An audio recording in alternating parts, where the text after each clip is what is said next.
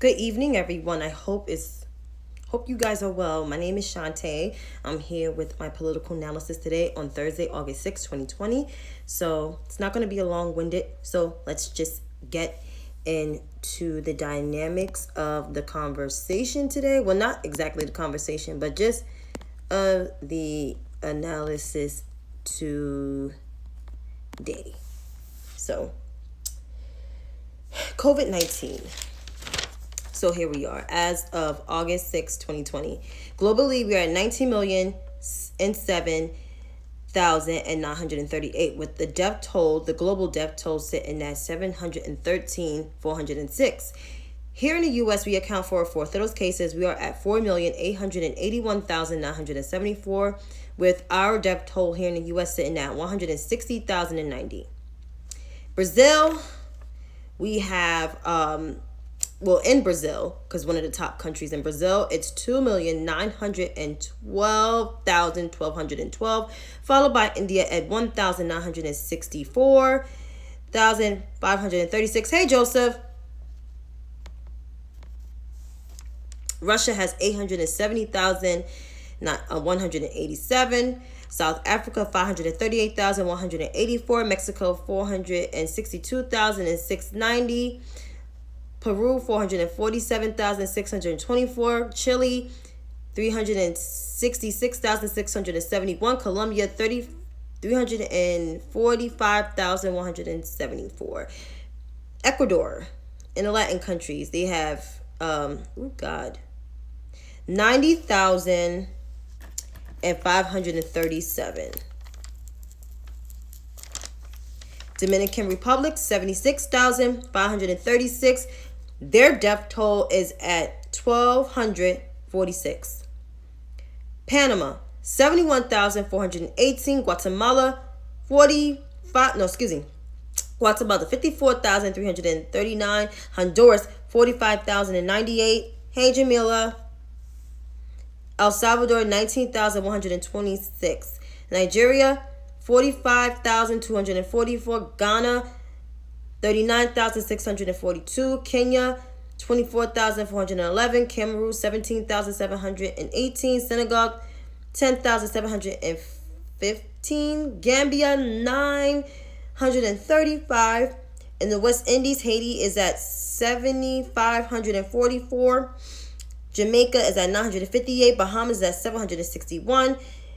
Guyana, 538. Trinidad and Tobago, 210. Barbados, 133. Antigua, 92. Belize, 86. St. Vincent, 56. St. Lucia, 25. Grenada, 24. While Dominica still remains at 18 and St. Kitts still remain at 17. Hello.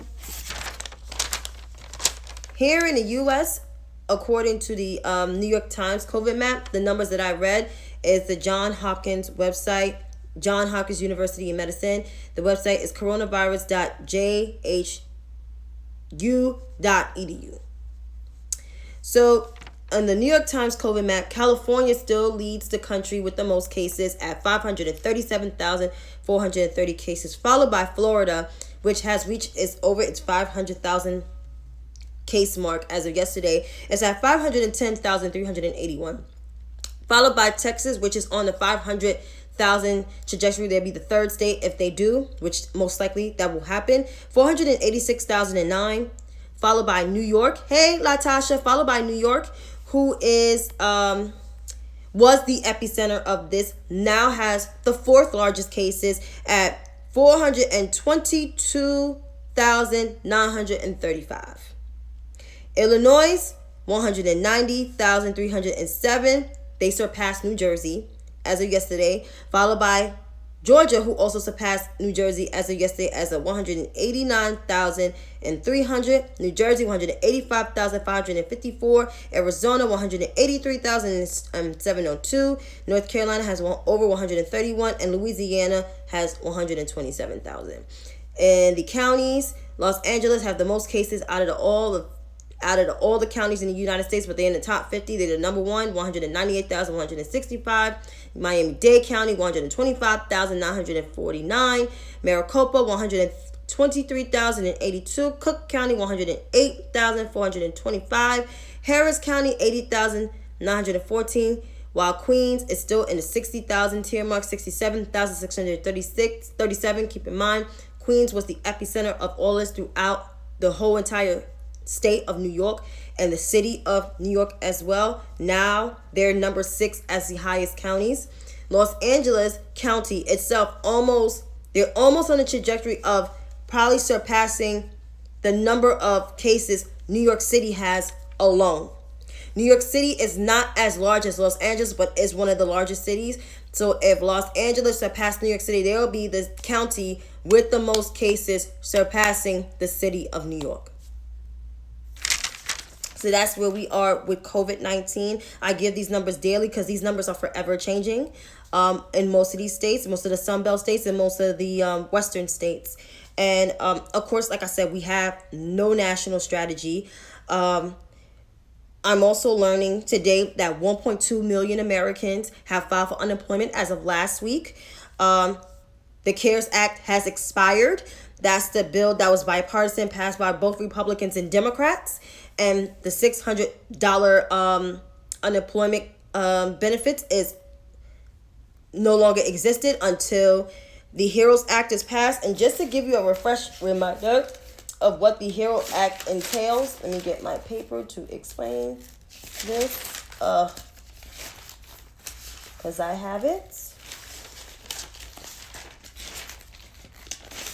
So the HEROES Act contains a second stimulus check. So we get a second stimulus check from the HEROES Act because it was passed in the House by Democrats. Student loan forgiveness, housing and food assistance, debt relief, which most of us probably got credit card debt as of now.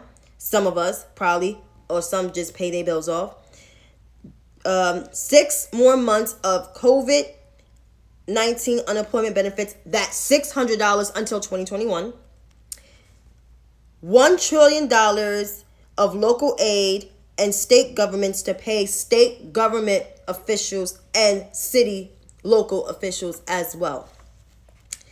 And that includes teachers, hospital workers, other healthcare professionals, and other civil servant workers, as well. Versus the Republican Act, which is called the HEALS Act, is another round of only the one-time $1,200 payment. Also, additional wages for unemployed Americans reduced to $200, not the $600.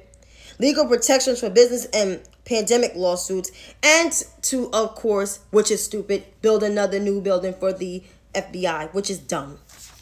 So pretty much we're at a bad standstill. There's people that's getting evicted from their homes. I know in Texas, my aunt was telling me people in Texas is getting evicted, and that's true. Hey, Chantay. And so, I mean, this is bad. This is a real bad. A lot of businesses are going out of businesses. I know Brook Brothers, J. Crew, New York and Company, Lane Bryant, Ann Taylor, all filed for bankruptcy, and J.C. Penney. This is insane. There's people that make low wages are losing their jobs that work in retail. And this is where, and I'm not for bailing out businesses, but retail businesses should be bailed out due to the fact is that there's low wage workers working in retail. And if they get bailed out, that means they have to up the pay wage.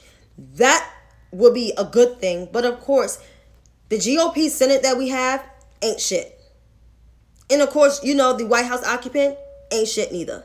So that's where we are in terms of the economic state of this whole thing. And keep in mind, people are still scared to come out their house because of the wide increasing range of COVID-19. There's some states that still have a bad case of COVID-19. I know here in New York City, we had one of the largest cases. Now we're the 4th, but we have not opened in full capacity. We open at 50% capacity and less. And some people are still scared because of what's going on. And when you can't solve the public health problem, which it makes people nervous because of the lack of preparedness, it drove down the economy. So that's where we are. But you also heard, if you didn't get the news alerts, that one of the Republicans governors in Ohio, which Donald Trump's supposed to go see, Mark DeWine, was tested positive for COVID-19. And I believe he said this. Let's turn the page. He said this. He said, he's not experiencing any symptoms. And he said when the news broke, Donald Trump said he's a fantastic guy doing a fantastic job. And then he said he will quarantine in his house. So, like I said, COVID-19 doesn't discriminate against race, gender, sexual orientation, or political affirmations. It affects everyone. It affects children too. So therefore, this disease is not a joke. This disease is real. And we have almost 5 million Americans sick and 160,000 Americans dead and counting. This is bad. And it's projected about almost 300,000 Americans will be dead by close to the end of this year. So that's where we are with no plan. But kids want to go back. He wants to send kids back to school. Yeah. Good luck with that shit. Now on to the nitty gritty and the politics. So I'm pretty sure most of you on my timeline live in New York or from New York and relocated or relocate for somewhere else and live in New York. AG Tish James is awesome.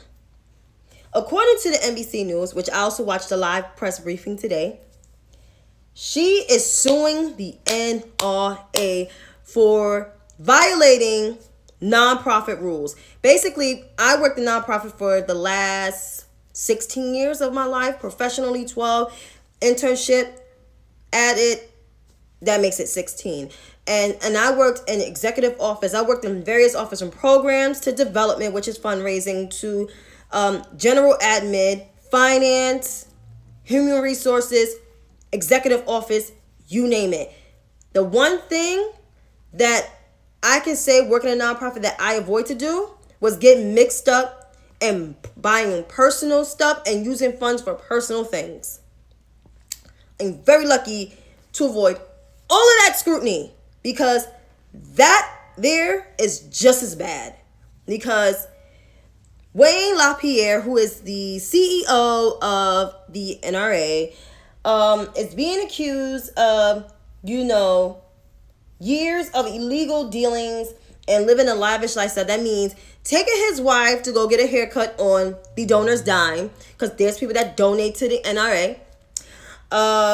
Also, lavish vacations to the Bahamas, and using black car luxury service just for his own personal thing. And that also includes his CFO, his chief of staff, his also other people in that executive level. And so she said this: the NRA has fought with fraud and abuse, which is why today we seek to dissolve the NRA, because no organization is above the law. And she's right. No organization is above the law. I knew many nonprofits that had to change their names because they did some shady financial stuff. Some of them that we know of, and I'm not going to drop no names. I'm not dropping no names because I don't want people coming for me. Because I have some friends that still work there, or some associates that still tied to these places. But there's a lot of nonprofits that did a lot of shady shit with money. And some of them had to rename their names. A lot of nonprofits, they do good work, but when they come to managing their money, some of them do some shady shit. They get a large grant money or a large donor money, and they just do anything and whatever with it. And they don't realize those are violations of nonprofit laws. You got to put some receipts. You got to show receipts. You got to show spreadsheets. You got to show financial statements, audited financial statements, to renew your status, to show your status, and whatnot. I have friends that are in, that work for nonprofits, but doesn't mean they're part of the administration. like I said, I am not naming no names that I know because I live in New York City and there's some nonprofits I knew that I was a part of had to change their names once I was gone because top management did some shady shit. Yeah. So that's what we are. But she's a boss and she did the damn thing. And of course, Wayne LaPierre responded and saying that this is unconstitutional, premeditated attack aiming to dismantle and destroy the NRA, the fiercest defender of the America's freedom of the ballot box for decades, he said. He also, and that's what he's saying. He says attack on the Second Amendment rights. Man, please. Nobody got time for that. And Trump's response said this is a terrible thing that happened. Of course, you're going to cozy up to fraudulent people because Donald Trump is a fraudulent man himself. But we will hear more updates on this, but kudos to Tish James. And when she was asked about, are you scared that, you're pursuing this? She was like, no, I'm not scared. Because you know why she's not scared? Because she's the girl from Brooklyn. Once you mess with people from New York, once you try to mess with people from New York, we're not scared. We're never scared. Ever scared. Why not tell us so we don't donate to these companies? I can't say it because I am not at liberty to say it. No, I did not sign an NDA, but I'm not at liberty. You can research all the stuff yourself. There's opensecrets.org. You can look at that stuff. So I'm telling you. But anyway, now on to the Veep stakes. So I'm tired. I'm not from Brooklyn. I said Tish James is from Brooklyn and she's not scared. That's what I said. But I'm going to move right along because I'm trying to end this early. Okay, you can leave. That's fine. Bye. Anyway, I'm tired of this damn process. I never thought choosing a VP would be a big thing, a huge thing. But there are 5 people being considered. 4 black, 1 is white. I think that's what it narrowed down to. I think you know who the women are, but those who don't know the women are, it's Kamala Harris, Susan Rice, Karen Bass, Val Demings, and Elizabeth Warren. Elizabeth Warren's the lone white lady that's still in the process.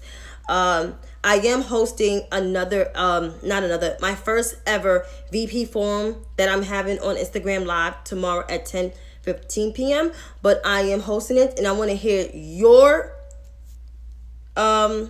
feedback of who you think will be the top choice for vice president to Biden. Because as you know, he was not everybody's choice, but I did respect him as a vice president, the former vice president to the first African-American president, and they worked well together. So, I mean, just want to know who you think will be a good choice. You could tell me tomorrow. You can either tell me in the comments tomorrow, or you could go live with me tomorrow. I'll be here 10:15 p.m. right here on the dot tomorrow here. But like I said, that's the wrap for the politics. Now just to the cultural thing. I hope you guys watched the versus battle. I mean, it was alright to me. I like Rick Ross. 2 Chainz is okay. But I don't think I was really into it like I normally am this time around. Because I guess the fact is I just wasn't really into it like I was into the last one.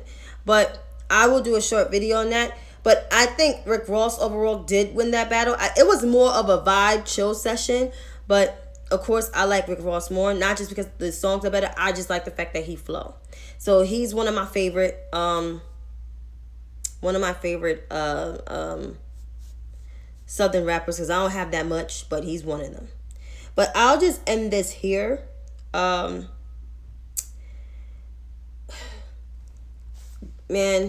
we're in some deep shit. I feel like, and I shouldn't be a Debbie Downer, but this might get worse than what it is. But all I'm saying is, please remain vigilant. And if I was snappy at all, it was not snappy to this, guys. If you think I don't want to air dirty laundry out, it's not just me that wanted to air dirty laundry out. I just don't like to call other nonprofits out because, who's to say that, where did you get this information from? You don't want people coming after you. So it's very important that I do keep, I don't name any names and I don't name the specifics of things because that's just not me. So I hope you guys continue to still watch me. For those who are loyal that still watch me. But I'm going to end this here and just say, just remain vigilant. Just remain hopeful. Because we're going to be in this thing until the end of the year. This is going to be the first holiday where we can't fully gather, but just gather amongst small group of people. Including this Halloween. We might have to celebrate Halloween in the house. We might have to celebrate Thanksgiving, of course, at home. And Christmas at home, of course. And New Year's at home. But you know what? We'll make the best of it. We Americans, we're good people. We could come out through anything. Until then, tune in live tomorrow at 10:15. Tell a friend. And therefore, all I say is to you guys, have a great night. See you tomorrow.